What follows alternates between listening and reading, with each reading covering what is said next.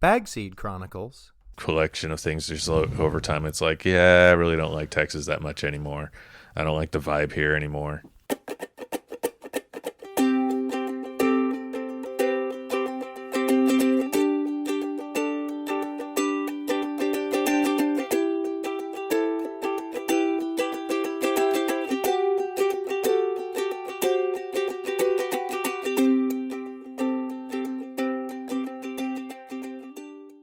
Hello, everyone. Welcome back to the Bagseed Chronicles. It is me, your humble host, Uncle Dig, and I am really, really happy with how the sticker thing turned out. Y'all are making me think I need to get a P.O. box, though. I had a few stickers made, and the last show I said, hey, hit me up on Instagram or email me at uncledig4@gmail.com. and ask me for some stickers, and I'll send you some out for free. And I'm out of stickers, so I'm on a fixed income. So my fixed income comes in on May 1st, and I'm going to make more stickers, and I am going to get with you guys that missed out, and I'm going to send you stickers. And also, if you didn't know, I had stickers made with the new logo, and I am still sending those out for free. That's still happening. So get with me at Uncle Dig on Instagram or uncledig4@gmail.com and ask me for some stickers, and I'll send them to you. All right. And other than that, it is a beautiful spring day, and I want everyone to remember, especially those of us who have access to this fine, fine plant, to just breathe in the good shit and exhale the bad shit, because there's a lot of silly shit going on in the world right now. But let's just hold fast to the people we appreciate and the plant we love and try to write it out the best we can, okay? Let's overgrow the world. Oh, well, what do I even have for you today, right? I should probably tell you, be a good host and be like, hey, what do I have for you? Today I have for you a mini interview with my buddy Dallas from Dallas. So that's cool. It only took about 9 minutes.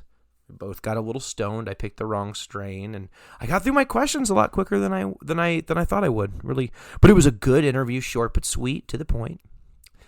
And I also have a garden update for you today. So yeah. Without further ado, let's do it.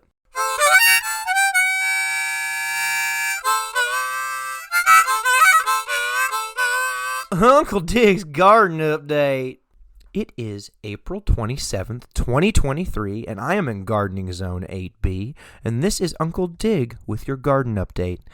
I generally don't go outside permanently until after May 9th or Mother's Day, whichever comes first, as it helps me remember other things in my life, and because I know the light cycle won't flower most photo period cannabis plants.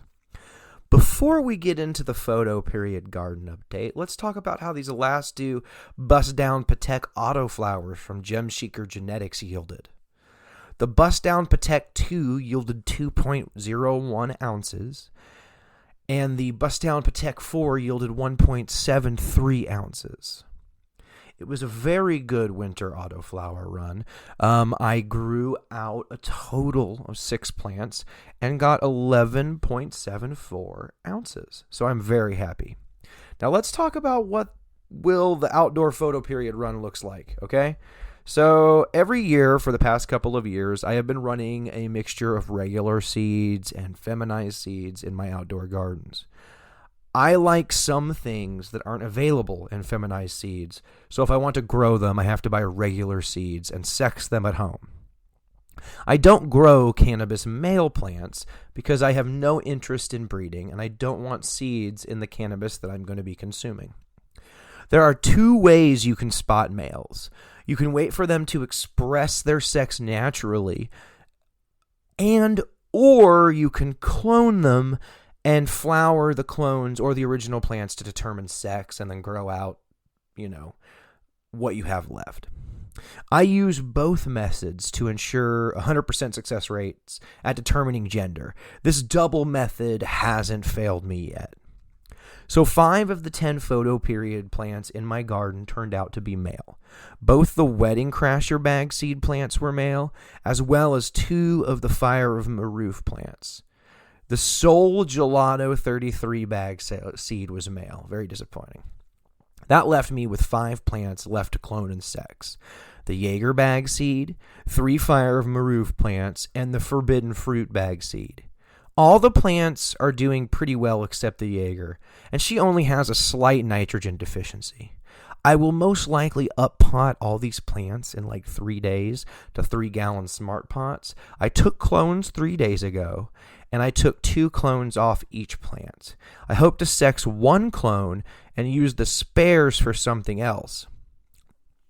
The reason I want to wait 3 days to up-pot these girls is because I topped each of the plants today to encourage more lateral branching and to keep their heights at manageable levels until they go up into their final containers.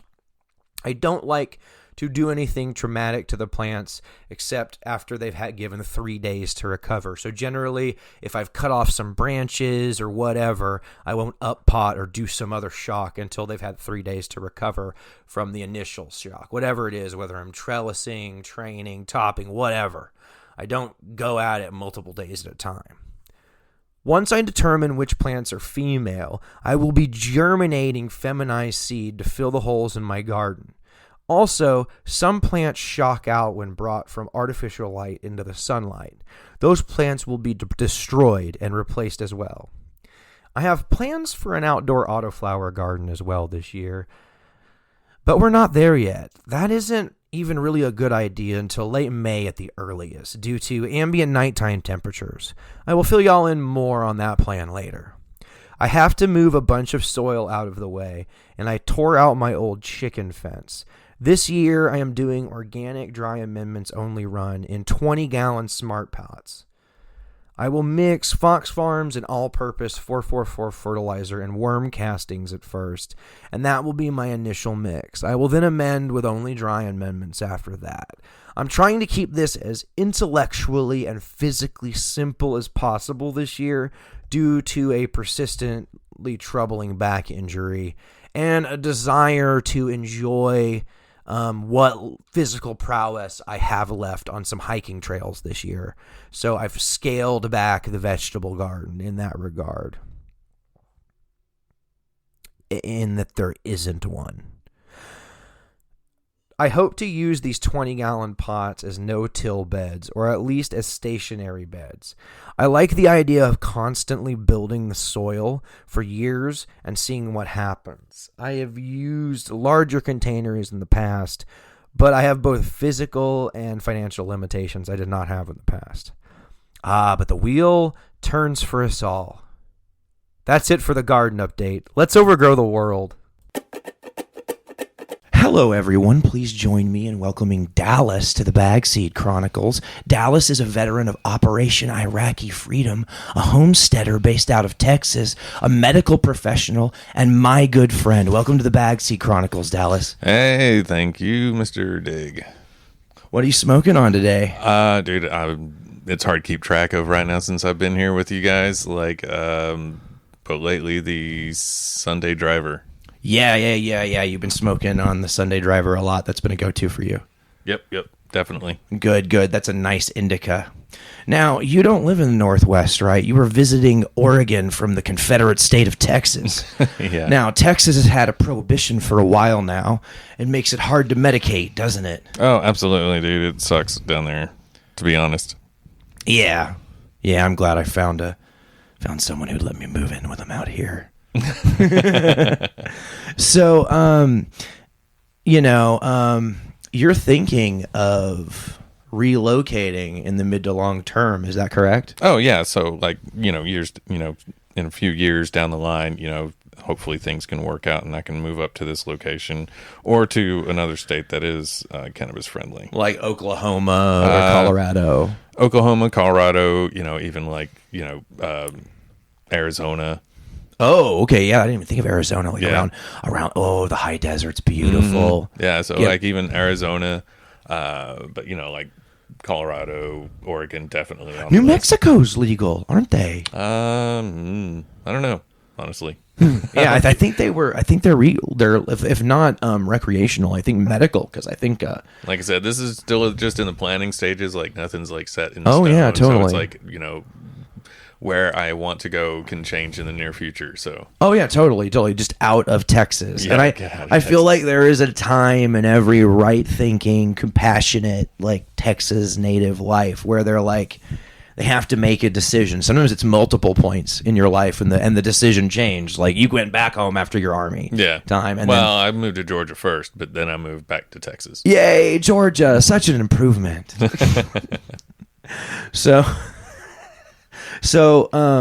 you have to make that decision, right? If you're in the South, whether you're going to stay and suck it up or leave.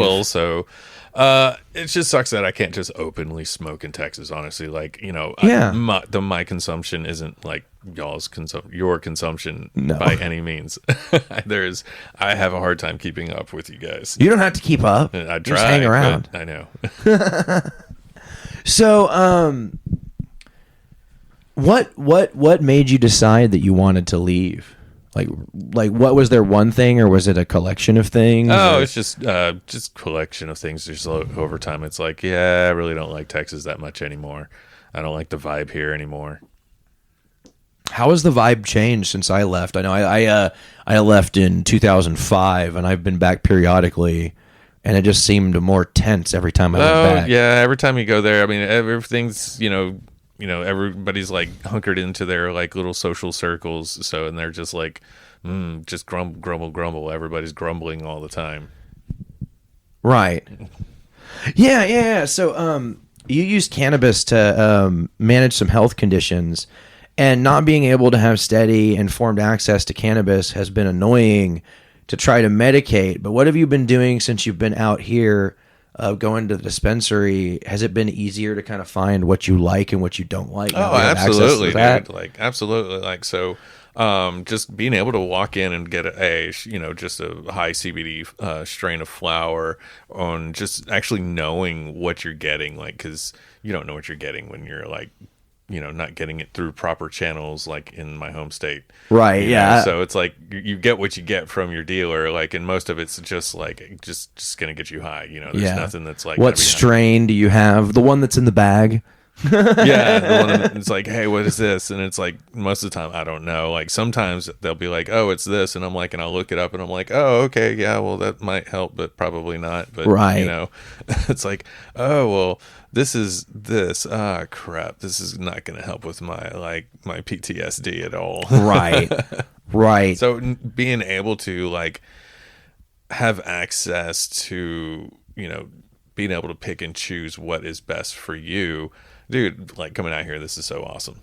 Oh yeah, cool, awesome. I'm glad you're having a good time. And obviously, the cannabis in Oregon is cheaper. Usually, if you're traveling to Oregon, you'll find that the cannabis is cheaper than wherever you're coming from. Most definitely. Even Washington, California, anywhere. We are blessed with a glut of weed a lot of the time. So a lot of times our prices are pretty competitive. But can you speak on quality? Has the quality in the dispensary been comparative to what you get at home, or has there been a difference? Oh, there's a huge difference. Oh, is there? Yeah. Oh, yeah. So stuff from the dispensary is like way better. Okay. Than what I get. So, okay. And it's way cheaper. Okay. Because I honestly didn't know, because I know that like every now and then I'll come across something and they're just like, hey, I just got this, and I'm like, okay, cool. And you try it and you're just like, okay, finally something that came around that like really helps. And then it's just like just months of not knowing what you got after that. Right. So when we're speaking about quality, what specifically speaks out to you? Is it overly dried in Texas, or does it? Yeah, so a lot of times it's like comes in and it's like super compressed, right? You know, vacuum sealed and stuff. You know, people are, you know, moving weight out there, right? And they're probably mailing it, and I'm sure that that's part of it. And then gets coming across the state lines and from Mexico, wherever. I mean, it's coming. It's coming from other states too, but like, you just don't know where your source is. Honestly, I don't know. Right. That sounds super difficult and annoying. So, what's your favorite way to consume cannabis? Like, if you just had an unlimited, access to cannabis, what would be your preferred way to smoke? I'd probably just smoke it. Smoke flower. Yeah, but like a spoon, like a hand pipe, or a bong, or a joint, or.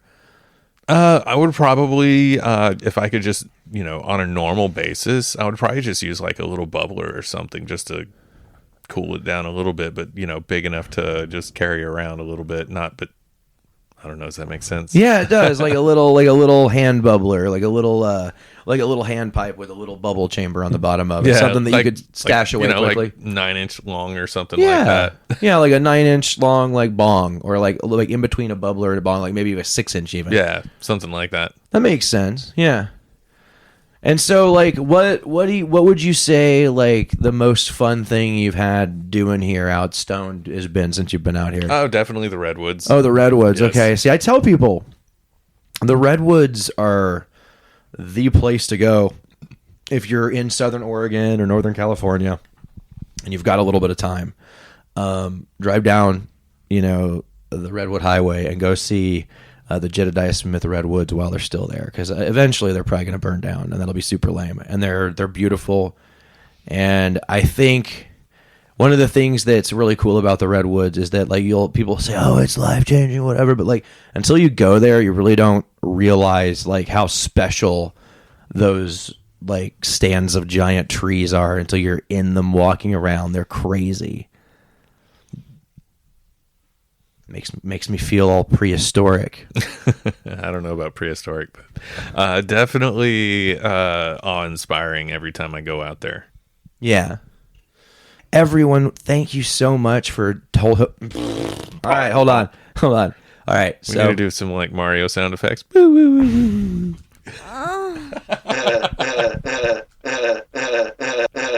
So I fucking forgot how to use people's fake names, so we're going to edit the previous fucking like 56 seconds out. Good for a blooper reel. Oh my god, maybe. Okay, so that was one of my mini interviews with Dallas. Everyone thank Dallas. Thank you, Dallas, for being on the Backseat Chronicles. Thank you, sir. Thank you, Uncle Dig. Thank you, everybody, for having me on. Appreciate it. All right. Until next time, let's overgrow the world. Absolutely.